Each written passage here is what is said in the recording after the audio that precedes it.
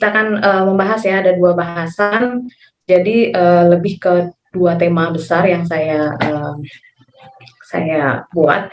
Yang pertama, saya mau mengajak kita diskusi tentang pengalaman memiliki anak berkebutuhan khusus.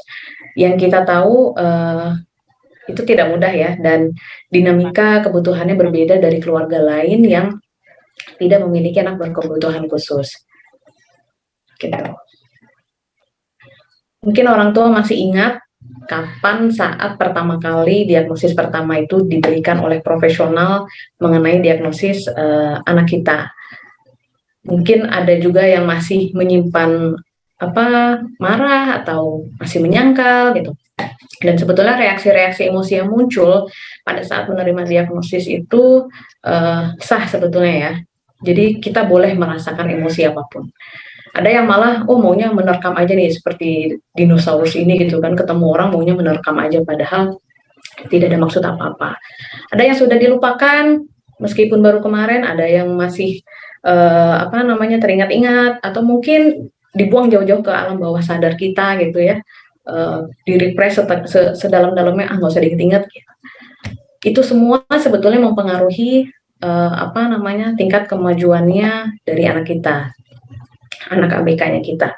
Jadi umum kalau Bapak Ibu muncul reaksi emosi seperti ini, ada yang menyangkal, nggak mungkin anak saya baik-baik saja kok, atau marah, ini pasti salah nih, ini mah diada-adain nih, nggak mungkin nih, jadi anak saya semuanya baik, semuanya normal, itu lazim muncul. Atau bahkan mungkin menyalahkan pasangan atau menyalahkan situasinya, biasanya mama nih nggak hati-hati sih, atau papa sih, dan segala macamnya. Padahal sebenarnya tanpa disalah-salahkan, seorang ibu terutama dan ayahnya juga ya, tanpa disalah-salahkan tuh dia sudah membawa rasa bersalah yang besar gitu. Jadi jika terjadi sesuatu sama anaknya, jadi ketika ada orang tua yang masih di fase menyalahkan pasangan ini, sebaiknya segera keluar dari situasi itu. Kenapa? Karena ini kontraproduktif.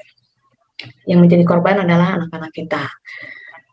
Nggak banyak juga ada orang yang depresi setelah menerima diagnosis anaknya.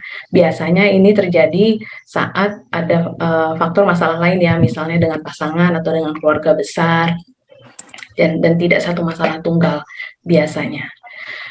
Tapi ya juga nggak sedikit kok orang-orang yang bisa menerima kondisi anaknya, menerima situasi anaknya, tanda kutip berbeda cara belajarnya dengan anak lain.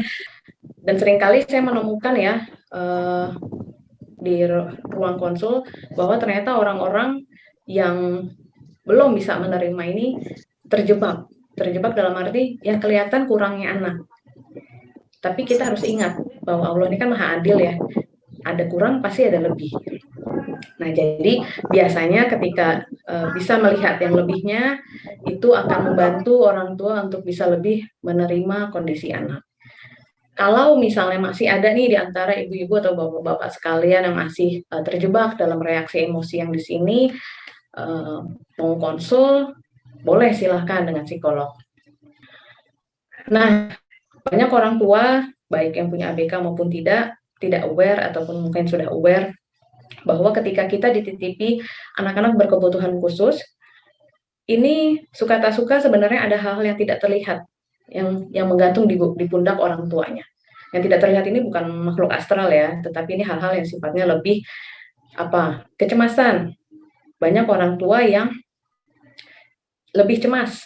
Anak-anak kita akan baik-baik saja kalau kita cukup membekali dia dengan kemandirian hidup.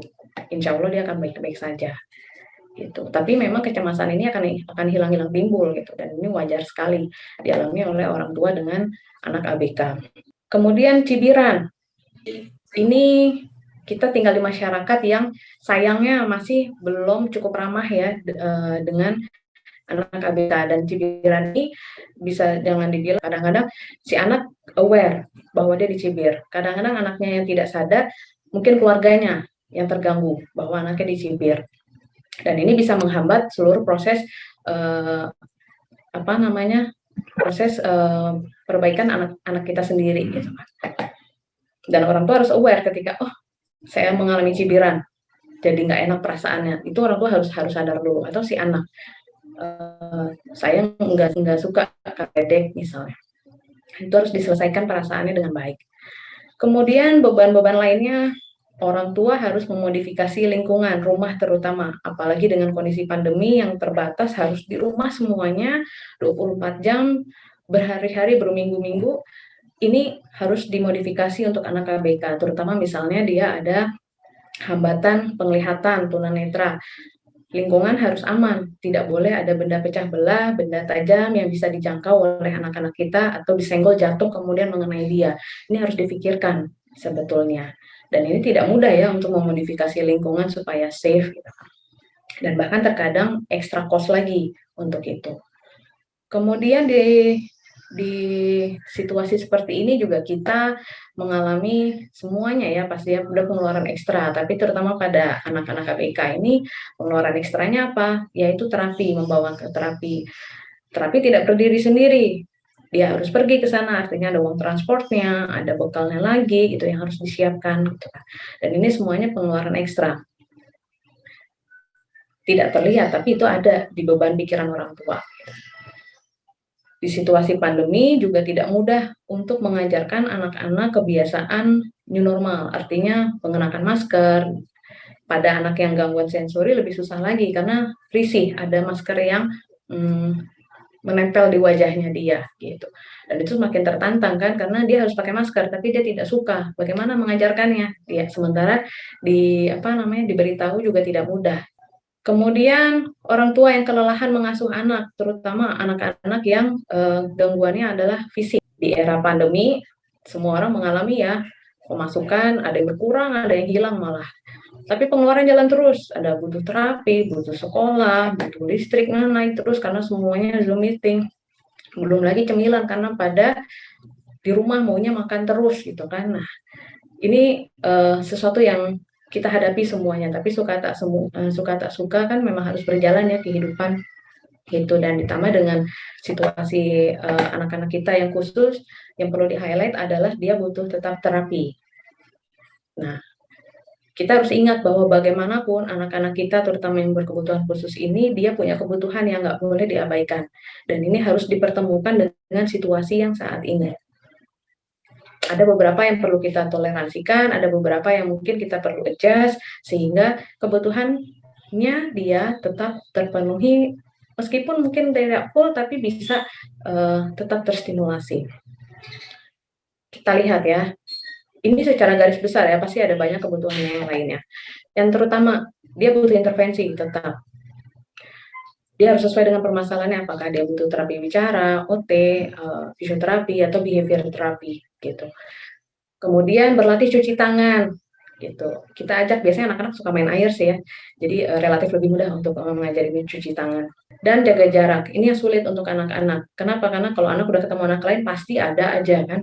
Itu memang untuk solusinya lebih baik dikunci pintu ya, pagar terutama digembok. Jadi interaksi anak kita dengan anak lain itu bisa dibatasi. Sama halnya dengan anak-anak, orang dewasa, anak-anak juga butuh pengalih selama pandemi ini. Apa sih yang bisa dilakukan di rumah 24 jam nggak keluar-keluar? Sebenarnya banyak, anak-anak ini jiwanya bermain. Nah, pastikan permainannya ini juga efektif dalam arti sesuai dengan tujuan intervensinya. Makanya kalau pasien-pasien yang konsul itu akan mendapatkan homework ya, gimana kegiatan di rumah disesuaikan dengan intervensi yang dibutuhkan anak gitu. Dan banyak sekali permainan-permainan yang sebetulnya tidak mahal harganya, tetapi itu menstimulasi perkembangan anak. Yang jelas bukan handphone ataupun tablet ataupun komputer gitu. Gizi yang cukup, jangan lupa anak-anak kita butuh gizi, jelas. Kita pun juga butuh. Kenapa? Supaya daya tahan tubuh kita tetap prima. Nah, mungkin spesifiknya gizi yang cukup. Lalu apa yang harus dilakukan supaya tadi yang sudah saya sampaikan ini bisa tercapai? Biasakan membuat daftar. Biasanya ibu-ibu banyak nih to-do list-nya, tercapai atau tidak. Dicentang satu-satu, pasti tercapai.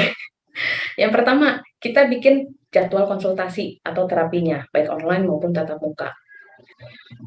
Kemudian, nah, merencanakan asupan yang diperlukan itu juga penting. Kenapa? Karena kadang-kadang ya masak seadanya di kulkas ya, karena kita nggak bisa ke pasar leluasa atau mungkin tukang sayur barangnya juga terbatas. Tapi tetap kita perlu rencanakan apa nih supaya kebutuhan gizi anak tadi terpenuhi. Ini contohnya saja dok, rencana mingguan. Ini isinya jangan ditiru ya, karena isinya hanya terapi, main dan terapi dan makan doang saja gitu. Ini hanya sekedar contoh. Jadi bisa dibikin jadwalnya sesuai dengan kondisi keluarga, bangun pagi jam berapa misalnya, dan ini sebetulnya tidak hanya untuk anak ABK ya, tetapi anak-anak kita yang tipikal pun juga diperlukan. Kenapa? Balik lagi supaya dia ada arahan dalam hidupnya, tidak mengalir begitu saja. Kemudian contoh-contoh kegiatan permainan ini banyak yang bisa dilakukan sebetulnya di luar sana banyak apa namanya contoh-contohnya yang sensori misalnya bisa bermain busa, bisa juga main pasir. Ini pun juga bisa ditambahin kasih warna-warni pakai pewarna makanan jadi lebih aman. Atau finger painting tadi menggunakan pewarna-pewarna makanan, coret aja di kertas HVS gitu misalnya pakai tangan dia. Gitu. Kemudian kalau untuk motoriknya bisa lempar tangkap bola. Kalau di dalam ruangan tidak memungkinkan, coba pindah ke garasi misalnya, atau dimanipulasi bagaimana sesuai kondisi rumah silahkan. Skipping juga bagus untuk anak yang sudah koordinasi motoriknya baik, atau menggunting, jangan menggunting dalam lipatan tapi ya, nah menggunting kertas boleh. Kita bikin polanya, pakai kertas bekas, kita gambar sendiri lalu dia gunting, itu boleh. Meronce atau mewarnai juga boleh. Dan untuk orang tuanya juga boleh mewarnai karena ada doodle-doodle ya untuk yang banyak tersedia supaya ibunya nih terutama lebih sehat mental, lebih bisa rileks. Kognitif, capek udah seharian ngurusin rumah atau kerjaan WFH, bukan berarti kita nggak bisa stimulasi anak. Kita bisa sambil rebahan, kita main tebak-tebakan buah apa yang warnanya hijau, berduri misalnya. Dimulai dari buah-buah atau binatang yang dia ketahui dulu, jangan yang dia tidak tahu, nanti dia frustrasi, malah marah-marah, jadinya kontraproduktif. Oke, upayakan selalu dari hal-hal yang dia ketahui dan dia bisa. Atau kemudian read aloud, kalau kita capek banget gak bisa baca, mungkin bisa bantu dia baca, atau sibling, saudara kandung bisa kita libatkan, yang sudah lebih besar atau lebih bisa untuk membaca, itu bisa kita libatkan. Gitu. Oke, kira-kira begitu ya yang saya sampaikan. Mudah-mudahan cukup jelas dan nanti kita bisa diskusi di tanya jawab. Intinya kita sebagai orang tua pun memang harus sehat mental untuk bisa melindungi anak-anak kita di era pandemi ini.